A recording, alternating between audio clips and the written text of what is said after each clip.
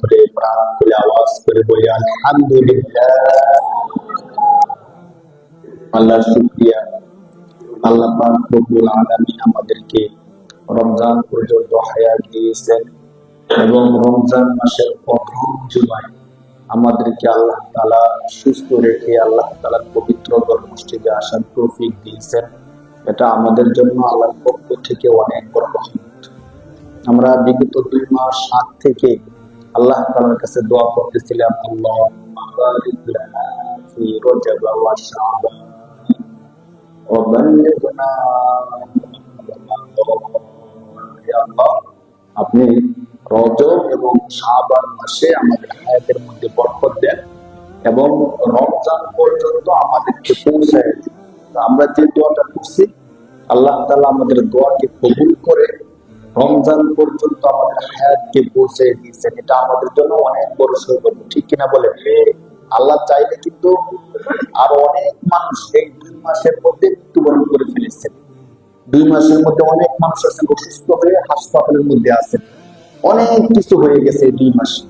বাকি আমরা আল্লাহ তাআলার কাছে দোয়া করেছি, আল্লাহ তাআলাও আমাদেরকে এই 2 মাস সুস্থ রেখে আমাদেরকে পবিত্র রমাদান পর্যন্ত পৌঁছে দিয়েছেন।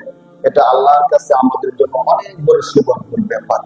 বাকি এখন আমাদের আল্লাহর কাছে চাওয়া থাকবে যে আল্লাহ, আপনি যেহেতু দয়া করে মায়া করে রমজান পর্যন্ত আমাদের হায়াতকে পৌঁছে দিয়েছেন, অতএব এই রমজান মাসের সমস্ত রহমত বরকত ফজিলত গুলো আমাদের জীবনেও দিয়ে দেন, বলেন আল্লাহুম্মা আমিন। কারণ আমরা যে দুর্বল মানুষ, আমাদের দ্বারা রমজানের হক আদায় করা সম্ভব না। রমজান মাস ফজিলতপূর্ণ, রমজান মাস গুরুত্বপূর্ণ, কিন্তু রমজানের ফজিলত গুলো, রমজানের গুরুত্ব গুলো শুধু আমাদের এককভাবে অর্জন করা সম্ভব না যদি আল্লাহ দয়া না করে। কারণ আল্লাহ তো হলেন এত মহান, এত বিশাল, তো আল্লাহ বান্দাকে এত বেশি দেন, তার দয়া পরিমাণে দেন, কিন্তু আমরা দুর্বল হওয়ার কারণে আল্লাহর দয়াটা নেওয়ার মতো ক্ষমতা আমাদের নাই। এই জন্যই আল্লাহর কাছে আমাদের বেশি বেশি দোয়া করা যে আল্লাহ, এর মহান রমজান দিয়েছেন ঠিক, কিন্তু তার গুরুত্ব যে আমরা 100% রক্ষা করতে পারবো সেই গ্যারান্টি আমাদের নাই। আপনার কাছে আমাদের অনেক বেশি চাওয়া হলো যে যেভাবে ইবাদত করলে আপনি খুশি হবেন, যেভাবে ইবাদত করলে রমজানের হক আদায় হবে, হে আল্লাহ ওইভাবে যেন আমরা ইবাদতগুলো করতে পারি সেই তৌফিকটা আপনি আমাদেরকে দেন। রমজান তো দিয়েছেন ঠিক আছে, বাকি রমজানের হক আদায় করে যেন ইবাদত করতে পারি সেই তৌফিকটা আমাদেরকে দেন।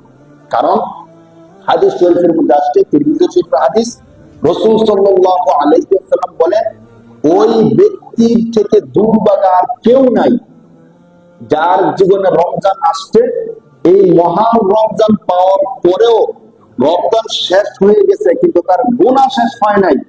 তিরমিজি শরীফের হাদিস। আল্লাহ রাসূল বলেন যে কোন ব্যক্তির জীবনে রমজান আসছে, আবার রমজান চলে গেছে, কিন্তু তার গুনাহগুলো কি হয় নাই? শেষ হয় নাই। তার থেকে দুর্ভাগা আর কেউ নাই। তাহলে আমরা দেখেন আমাদের জীবনে রমজান আসছে, আজকে রমজানের প্রথম জুমা। আল্লাহ না করুক যদি আমাদের অলসতার কারণে, অবহেলার কারণে এমন হয় যে রমজান আসতে ঠিক কিন্তু আমি আমার গুনাহগুলো ক্ষমা করাইতে পারলাম না, তাহলে আমার থেকে দুর্ভাগা আর কেউ হতে পারে না সত্যিকার অর্থে। এই জন্য যেহেতু আল্লাহ পাক রব্বুল আলামিন রমজান আমাদের জীবনে দিয়েছেন, আমরা চেষ্টা করব নিজেদের পক্ষ থেকে আল্লাহর কাছে বেশি বেশি দোয়া করার যে আল্লাহ, অন্তত এই রমজানকে উসিলা করে আপনি আমাদের জীবনের সমস্ত গুনাহগুলো ক্ষমা করে দেন, বলে আল্লাহুম্মা আমিন। যখনই সুযোগ পাই, যখনই সুযোগ হয়, তখন যেন আমরা ইস্তেগফার করতে থাকি, আস্তাগফিরুল্লাহ রাব্বি মিন কুল্লি যামবি ওয়া আতুবু ইলাইহি লা হাওলা ওয়ালা কুওয়াতা ইল্লা বিল্লাহিল আলিয়্যিল আযীম। আস্তাগফিরুল্লাহ রাব্বি মিন কুল্লি যামবি ওয়া আতুবু ইলাইহি লা হাওলা ওয়ালা কুওয়াতা ইল্লা বিল্লাহিল আলিয়্যিল আযীম। ইস্তিগফার যদি কেউ পাঠ করে, উলামায়ে কেরামগণ বলেন যে ইস্তিগফার এমন বিশেষ একটা জিনিস, সহিহ হাদিসের মধ্যে আসছে যে রাসূলুল্লাহ সাল্লাল্লাহু আলাইহি ওয়াসাল্লাম বলেন, দুইটা হাদিস আছে। এক হাদিসের মধ্যে আসছে রাসূল বলেন, আমি দৈনিক 70 বার থেকে বেশি ইস্তেগফার করি, সুবহানাল্লাহ। আরেক হাদিসের মধ্যে আসছে আল্লাহ রাসূল বলেন যে আমি দৈনিক 100 থেকেও আরো বেশি ইস্তেগফার করি, সুবহানাল্লাহ। একটু চিন্তা করে দেখেন, আমরা মানুষ হিসাবে 24 ঘন্টার মধ্যে অধিকাংশ সময় গুনার মধ্যে লিপ্ত থাকি। হ্যাঁ, হয়তো সরাসরি গুনাহ করি, নয়তো শয়তানের ধোঁকায় কোন না কোন ভাবে গুনাহ হয়েই যায় আমাদের থেকে। কিন্তু আল্লাহ রাসূল সাল্লাল্লাহু আলাইহি ওয়াসাল্লাম, আমাদের বিশ্বাস এবং ঈমানের দাবি হলো সমস্ত নবীরা মাসুম, নিষ্পাপ। সমস্ত নবীরা কি ভাই? নিষ্পাপ, মাসুম, সমস্ত নবীরা। তো সমস্ত নবীদের মধ্যে আমাদের নবী তো আরো বেশি শ্রেষ্ঠ। তো আমাদের নবী তো আরো বেশি কি? মাসুম। শুধু মাসুম না, আল্লাহ পাক রব্বুল আলামিন সূরা নাজিল করে 26 নম্বর পারার সূরা ফাতাহ, ইন্না ফাতাহনা লাকা ফাতহান মুবিনা। এই সূরা নাজিল করে আল্লাহ রাসূল সাল্লাল্লাহু আলাইহি সাল্লামকে বলতেছেন, ইন্না ফাতাহনা লাকা ফাতহান মুবিনা লিয়াগফির লাকাল্লাহু মা তাকদ্দামা মিন যামবিকা ওয়া মা তাআখার। আল্লাহ তাআলা এই মেসেজটা দিতে চাচ্ছেন যে নবী আপনি তো মাসুম, ঠিক আছে, বাকি কখনো যদি এমন হয় যে ভবিষ্যতে একটু ভুল হয়ে যাচ্ছে বা হওয়ার সম্ভাবনা আছে, ওই বিষয়গুলো আমি আল্লাহ অগ্রিম ক্ষমা করে দিলাম, সুবহানাল্লাহ। এই ঘোষণা কার? আল্লাহ। এই ঘোষণা কার? আল্লাহ নবীজিকে বলতেছে যে আপনি তো এখন মাসুম, বাকি ভবিষ্যতে ভুল হওয়ার সম্ভাবনা যদি থাকে, ওইটাও আমি আল্লাহ অগ্রিম ক্ষমা করে দিলাম। কেমন নবী আমাদের নবী? ওই নবী যার কোনো গুনাহ নাই, গুনাহ হলে অগ্রিম আল্লাহ ক্ষমা করে রাখছেন। ওই নবী দৈনিক 70-এর থেকে বেশি কি পড়তেন? ইস্তেগফার। কেন পড়েন? গুনাহ থেকে ক্ষমা চাওয়ার জন্য তো পড়ে, আস্তাগফিরুল্লাহ, আল্লাহ আমি আপনার কাছে গুনাহ ক্ষমা চাই। তো চিন্তা করে দেখেন, নবীর কোনো গুনাহ নাই, আবার গুনাহ হওয়ার আগে আল্লাহ কি করে রাখছেন? অগ্রিম ক্ষমার ঘোষণা দিয়ে দিচ্ছেন। ওই নবী হাদিস শরীফের মধ্যে আসছে যে আল্লাহ রাসূল বলেন আমি দৈনিক 70-এর থেকে বেশি ইস্তেগফার করি। আর আমরা যারা 24 ঘন্টা গুনার মধ্যে থাকি, কথা বললে গুনাহ হয়, হাঁটতে গেলে গুনাহ হয়, দোকানে বসলে গুনাহ হয়, যা করি আমাদের গুনার কোনো কি নাই, সীমা নাই। আমরা কতবার ইস্তেগফার করি? তার বাকি মুফাসসিরিন কেরামগণ বলেন আমরা ইস্তেগফার করি গুনাহ ক্ষমার জন্য। আর আল্লাহ রাসূল যে ইস্তেগফার করতেন, এই ইস্তেগফারের মূল মর্ম ছিল ইস্তেগফার যে যত বেশি করে তার সম্মান তত বেশি বৃদ্ধি পায়। তো আল্লাহ রাসূল বেশি বেশি ইস্তেগফার করতেন যাতে আল্লাহ রাসূলের মর্যাদা আল্লাহর দরবারে আরো বেশি কি হয়ে যায়? বৃদ্ধি হয়ে যায়। এই জন্য উলামায়ে কেরাম বলছেন কোন ব্যক্তি যদি এখন মানুষ, বান্দা, উম্মত যারা ইস্তেগফার করবে তাদের অনেকগুলো ফায়দা। এক নাম্বার ফায়দা হলো গুনাহগার ব্যক্তি যখন ইস্তেগফার করবে আল্লাহ তাআলা তার গুনাহগুলো ক্ষমা করে দিবেন, সুবহানাল্লাহ। দুই নাম্বার, সে যে গুনাহগুলো করছে ওই গুনাহগুলোর পরিবর্তে আল্লাহ তাআলা সওয়াব দ্বারা পরিবর্তন করে দিবেন, সুবহানাল্লাহ। তিন নাম্বার, তার মর্যাদা বৃদ্ধি করে দিবেন। আল্লাহ তাআলার দরবারে যে ইস্তেগফার করে তার মর্যাদা অনেক বেশি বাড়ায় দিবেন। তিন নাম্বার। চার নাম্বার, আরেকটা বড় ফজিলত হলো কোন ব্যক্তি যদি বেশি বেশি ইস্তেগফার করে আল্লাহ তাআলা তার রিজিকের সমস্ত টেনশন গুলো দূর করে দিবেন, সুবহানাল্লাহ।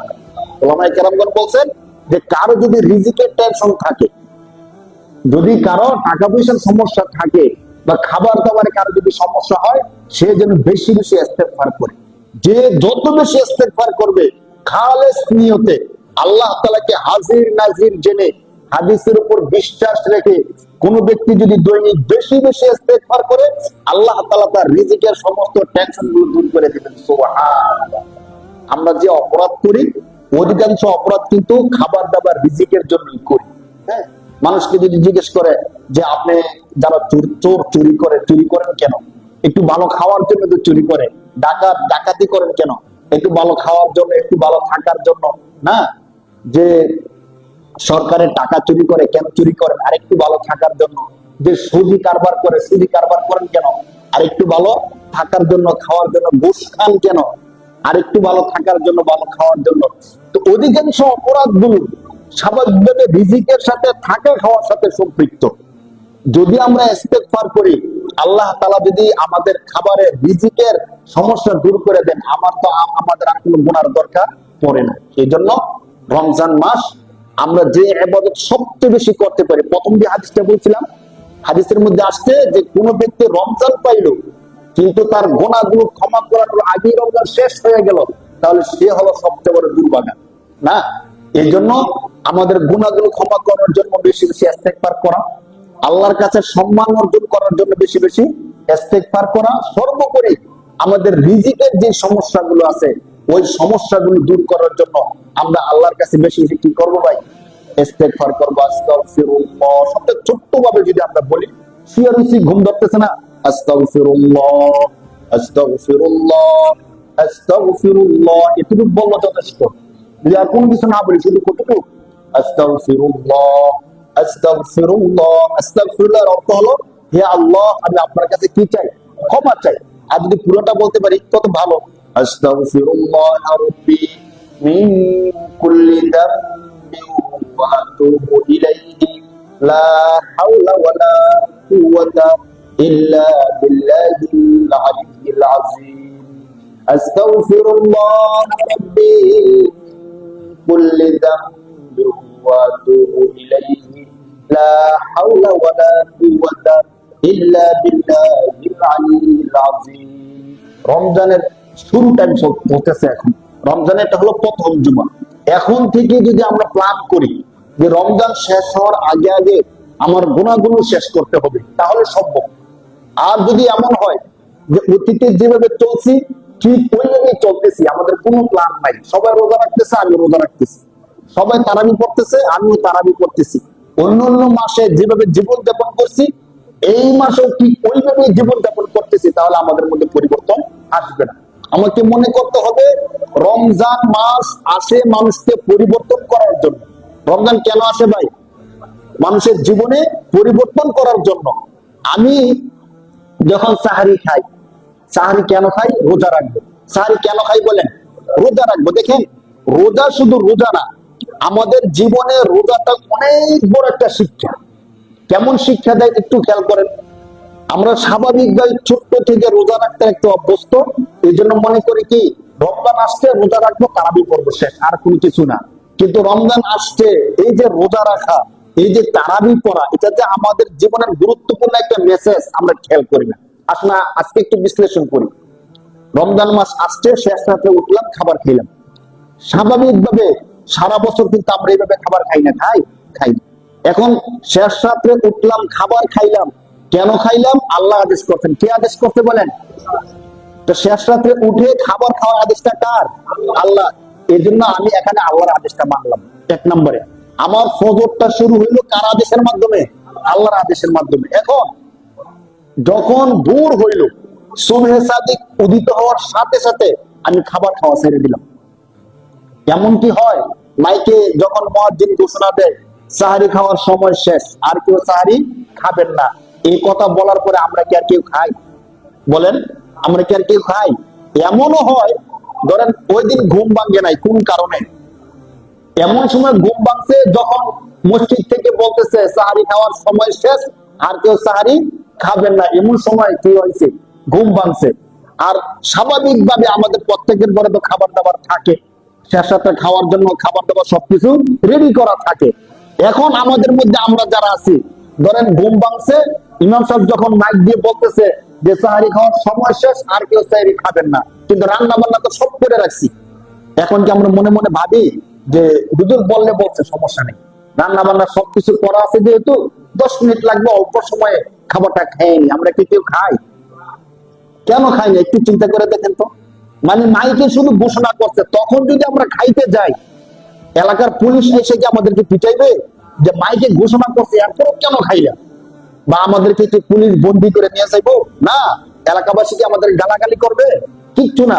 ইমাম সাহেবকে মসজিদ থেকে বের করে দিবে? না। দেখেন, চিন্তা করেন, যদি মাইকে ঘোষণা করার পরও কেউ খায়, তাহলে তাকে কোনো শাস্তি দেওয়া হবে? আমাদের দেশীয় নিয়ম অনুযায়ী শাস্তি দেওয়া হয় না, কিচ্ছু না। এখন আবার দেখেন, সাথে সাথে আমরা খানা বন্ধ করে দিই, শেষ, সময় শেষ। খানা থাকলেও আমরা কি করবো? খানা খাবো না। খানা না খেয়ে রোজা নিয়ত করে ফেলছি, মাসালা অনুযায়ী আমাদের রোজা হয়ে যাচ্ছে। এখন আমি যে তখন খানাটা খাইলাম না, অথচ খানাটাকে আমার হালাল টাকায় কিনা, আমার কি রুটির সমস্যা? না, রুটিও সব ঠিক আছে, খাবারও আছে, রুটিও আছে, শুধু সময় নাই। আল্লাহর পক্ষ থেকে ঘোষণা আসছে এখন আর খাবার খাওয়া। যদি একটু চিন্তা করে দেখেন, যখন মাইকে ঘোষণা হয় তখন আমরা খানাটা খাই না কেন? আমার তো রুচি আছে, খাবার গরম করা আছে, সবকিছু ঠিক আছে, শুধু খাই না আল্লাহর ভয়ে। কার ভয়ে খাই না বলেন? একটু চিন্তা করে দেখেন, রমজান আমাদের কি শিক্ষাটা দেয়? খাবার পাক করা আছে, আমার পেটে ক্ষুধাও আছে, রাত্রে ঘুম থেকে উঠছে ক্ষুধা আছে না, আবার সারাদিন রোজা রাখতে হবে, আমার চিন্তা আছে না। কিন্তু মাইকে যখন ঘোষণা হলো সেহরি খাওয়ার সময় শেষ, আর কেউ সাহারি খাবেন না, আমরা আর খাই না। কেন খাই না? পুলিশ তো আমাকে দেখবে না, এলাকার মানুষ আমাকে গালাগালি করবে না, এরপরও খাই না। কার ভয়ে বলেন? কেউ দেখবে না, কিন্তু দেখবে কে? আল্লাহ দেখবেন। অতএব আল্লাহর সামনে আমরা অপরাধরা করতে পারি না, তখন আমরা ধরে নেই, তখন খাবার খেলে আল্লাহ আমাদেরকে শাস্তি দিবেন। ঠিক কিভাবে যান, খাবার খাইলাম না, ক্ষুধা কিন্তু আছে, কিন্তু রোজা রাখতেছি। যখন যারা কাজ করেন, কর্ম করেন, তারা জানেন ব্যস্ততা থাকে, দুপুরের পর থেকে আমাদের পিপাসা শুরু হয়ে যায়, ক্ষুধার কারণে চলাফেরা করতে কষ্ট হয়। তখনও যদি কেউ চায়, ঠান্ডা পানি আছে, ফ্রিজের মধ্যে শরবত আছে, আমরা চাইলে খাইতে পারি, কিন্তু খাই না। ওই যে রাত্র খাই নাই, ক্ষুধা আছে, দিনের বেলা আবার যখন বিকাল হয়ে যায়, আসরের সময়টা প্রচন্ড ক্ষুধা, আর পিপাসা তো অনেক বেশি লেগে যায় গরমের দিনে। এমনও মনে হয় যে যদি আমাকে 1 সাগর পানি দেওয়া হয়, 1 সাগর পানি খেয়ে ফেলতে পারবো, মনে হয়, যদি আমরা এত খাইতে পারবো না। একটু চিন্তা করে দেখেন, অনেক ছোট ছোট বাচ্চারাও আছে, তখন খাবার খাইতে চায় না। যতই বলবেন খাইয়ে ফেলো, তোমার রোজা হয়ে গেছে, না না, মাগরিবের আযান না দিলে আমি ইফতারি করব না। এই কাজগুলো আমরা কেন করি বলেন? আল্লাহর ভয়ে। এই কাজগুলো কেন করি বলেন? আল্লাহর ভয়ে। 11 মাস যখন আমরা আমাদের মন মতো চলতে থাকি, চলতে চলতে যখন যা ইচ্ছা তা করি, যখন মন চাইতেছে কারো গীবত করতেছি, যখন মন চাইতেছে মিথ্যা কথা বলতেছি, যখন মন চাইতেছে চুরি করতেছি, যখন মনে চাইতেছে ডাকাতি করতেছি, যখন মনে চাইতেছে সুযোগ থাকলেই আমরা সুদি কারবার করতেছি, ঘুষের লেনদেন করতেছি, সবকিছু করতেছি, কোনো কিছুর মধ্যে আমরা বিরত হচ্ছি না। রমজান মাসটা আসার পরে আল্লাহ আমাদেরকে বুঝাতে চাচ্ছেন যে বান্দা, তোমার সুযোগ থাকলেই তুমি সবকিছু করতে পারো না, তুমি চাইলেই তোমার মনে যা চায় তা তুমি করতে পারো না। তোমার ক্ষুধা আছে, ঘরের মধ্যে খাবার আছে, কিন্তু রমজান মাস দিনের বেলা তুমি খাবার খাইতে পারবা না। খাবার কেন খাইতে পারি না? কার আদেশটা বলেন? কার আদেশ? এখন খাবার যদি খাই আমাদের গুনাহ হবে, আর তো কিচ্ছু হবে না। একটু চিন্তা করেন, রমজান মাসে দিনের বেলা যদি খাবার খাই আমাদের গুনাহ হবে, আর কিছু হবে? ধরেন খাবারটা খাওয়ার সাথে সাথে পেটের মধ্যে গিয়ে ব্যথা শুরু হয়ে যাবে, যে রমজান মাস রোজার মাস খাইছেন কেন, এই জন্য খাবারটা খাওয়ার সাথে সাথে পেটের মধ্যে ব্যথা শুরু হয়ে গেছে। অথবা রমজান মাসে রোজা বাইরে খাবার খাইছি, এই জন্য পুলিশ ধরে নিয়ে গেছে, এমনও না। খাবার খাইলে পেটও ব্যথা হয় না, আবার পুলিশ আমাদেরকে ধরে না, এরপরও আমরা খাবার খাই না। কেন খাই না বলেন? আল্লাহর ভয়ে। কেন খাই না? এখন দেখেন, রমজান মাসে রোজা রাখা, খাবার না খাওয়া, এই বিধান কার? এখন মিথ্যা কথা বলা কবিরা গুনাহ, এই বিধানটা কার? আল্লাহ কি দুইজন না একজন? যে আল্লাহ বিধান দিয়েছে রমজান মাসে খাবার খাইলে কবিরা গুনাহ হয়, রমজান মাসে খাবার খাওয়া যায় না, ওই আল্লাহই তো বিধান দিয়েছেন মিথ্যা কথা বললে কবিরা গুনাহ হয়। এই বিধান দিয়েছেন কে? যে আল্লাহ বিধান দিয়েছেন রমজান মাসে খাবার খাওয়া যায় না, ওই আল্লাহই বিধান দিয়েছেন জীবনে কোনোদিন মিথ্যা কথা বলা যায় না। যে আল্লাহ বিধান দিয়েছেন রমজান মাসে খাবার খাওয়া যায় না, ওই আল্লাহই আবার বলছেন সুদের টাকা খাওয়া। আচ্ছা, সুদের টাকার বিধানটা কি অন্য কেউ দিয়েছেন? আহাল্লাল্লাহুল বাইআ ওয়া হাররামার রিবা। কোরআন শরীফের 3 নম্বর পারার 6 নম্বর পৃষ্ঠা সূরাতুল বাকারা স্পষ্ট আকারে আল্লাহ বলছেন, বান্দা আহাল্লাল্লাহুল বাইআ, ব্যবসা বাণিজ্য, এই সমস্ত যত লেনদেন আছে সবকিছুকে তোমাদের জন্য আমি আল্লাহ হালাল করছি। যত রকমের ব্যবসা বাণিজ্য আছে সমস্ত রকমের ব্যবসা বাণিজ্যকে আমি আল্লাহ কি করলাম? হালাল করলাম। ও হাররামার রিবা, এবং সুদের যত কারবার আছে সমস্ত কারবার গুলো আমি আল্লাহ হারাম করছি। কে হারাম করছে? বলছে আহাল্লাহু। আহাল্লাহ, এখানে আল্লাহর নামটা চলে আসছে দেখেন। তাহলে সুদের কারবারটা সরাসরি হারাম করছেন কে? রমজান মাসে খাবার খাওয়াটা নিষেধ করছেন কে? একজন তো আল্লাহ। এখন বলেন মুসলমান রমজান মাসে খাবার খাই না কারণ আমি মুসলমান, এই মুসলমানই আবার সুদের কারবার করে কি করে না? তাহলে কেমন বলে বলেন? তাহলে আমি আল্লাহর একটা বিধান মানলাম আর একটা বিধান, আমি যেই মুসলমান আল্লাহকে ভয় পেয়ে রমজান মাসে দিনের বেলা খাবার খাইলাম না, কিন্তু আবার সুদের টাকাটা খাইলাম। অথচ দেখেন রমজান মাসের রোজা তো অনেক গুরুত্ব, রোজা যদি কেউ ভেঙে ফেলে ইচ্ছা করে, তাহলে মাসআলা অনুযায়ী তাকে পরবর্তীতে এই একটা রোজার জন্য অন্তত 60টা রোজা 2 মাস রোজা রাখতে হয়। একটা রোজার জন্য কয়টা রোজা? 60টা রোজা রাখতে হয় ইচ্ছাকৃত ভাবে কেউ যদি রোজা একটা ভেঙে ফেলে। ঠিক আছে, এই জন্য কেউ আমরা রোজা ভাঙি না, কারণ একটা রোজা ভাঙলে কয়টা রোজা রাখতে হবে? 60টা রোজা রাখতে হবে। কিন্তু এই মুসলমানটাই আবার সুদের কারবার করে কি করে না? হাদিস কি ভয়ঙ্কর হাদিস আসছে দেখেন। হাদিসের মধ্যে আসছে রাসূল সাল্লাল্লাহু আলাইহি সাল্লাম বলেন, কেউ যদি সুদের 1 টাকা খায় সে যেন তার জন্মদাত্রী মায়ের সাথে জিনা করলো, বলেন নাউজুবিল্লাহ। এর চেয়ে বড় ভয়ঙ্কর কাজ কি আর আছে? চিন্তা করে দেখেন একটু। আল্লাহ পাক রব্বুল আলামিন ওই পৃষ্ঠার মধ্যে আল্লাহ তাআলা বলতেছেন যে হে বান্দা, তোমরা সুদি কারবারটা ছেড়ে দাও। যারা যারা এখনো সুদি কারবার করতেছো, সুদি কারবারটা ছেড়ে দাও, এই কথা বলতেছেন কে? একটু বলার পরে আল্লাহ বলতেছেন ফাইল্লাম তাফআলু ফাদানু বিহারবিন মিনাল্লাহি ওয়া রাসূলি। আল্লাহ যদি কোনো ভয়ঙ্কর বিধান দিয়ে থাকেন তাহলে এখানে আল্লাহ তাআলা দিচ্ছেন সুদের মধ্যে। আল্লাহ বলতেছেন বান্দা, আমি আল্লাহ বলতেছি সুদি কারবার ছেড়ে দাও। যদি আমি আল্লাহর কথা না শোনো, সুদি কারবার না ছাড়ো, ফাইল্লাম তাফআলু, যদি তোমরা সুদের কারবার না ছাড়ো, ফাজানু বিহারবিন মিনাল্লাহি ওয়া রাসূলি, তাহলে আল্লাহ এবং আল্লাহর রাসূলের সাথে তোমাদের যুদ্ধের ঘোষণা, বলেন নাউজুবিল্লাহ। এটা কি সম্ভব? আল্লাহ আল্লাহর রাসূলের সাথে যুদ্ধ করে কে কি টিকে থাকতে পারবে ভাই দুনিয়ার মধ্যে? এই দুনিয়া বানাইছেন কে? আমাদেরকে সৃষ্টি করছেন কে? আমি কি আপনাদেরকে কোনো জাল হাদিস বললাম নাকি কোরআনের আয়াত বললাম? দেখবেন সূরা বাকারা 3 নম্বর পারার 6 নম্বর পৃষ্ঠা স্পষ্ট করে লেখা আছে, ফাইল্লাম তাফআলু ফাদানু বিহারবিন মিনাল্লাহি ওয়া রাসূলি। বান্দা, যদি সুদি কারবার না ছাড়ো, আমি আল্লাহ এবং আমার রাসূলের সাথে তোমাদের যুদ্ধের ঘোষণা।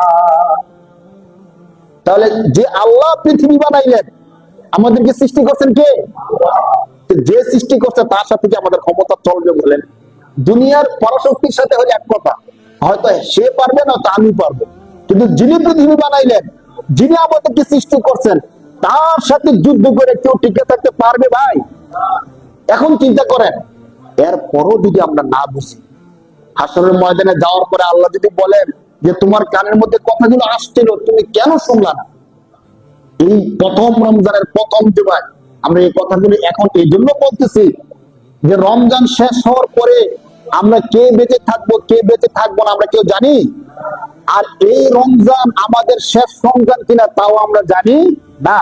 এর পরের রমজান আমরা যে পাবো কারো কাছে গ্যারান্টি আছে? কেউ বলতে পারবো যে এই রমজানে যদি গুনাহ ক্ষমা নাও হয়, হুজুর কোনো চিন্তা নাই, কেন পরের বছর যখন আবার রমজান আসবে তখন আমি আমার গুনাহগুলো ক্ষমা করাবো, এমন গ্যারান্টি কারো কাছে আছে ভাই? নাই তো। অতএব কথাগুলো একটু বোঝার চেষ্টা করি ভাই। এই কথাগুলো আমার না, এই কথাগুলো কার? সরাসরি আল্লাহর কথা ভাই, সরাসরি আল্লাহর কথা।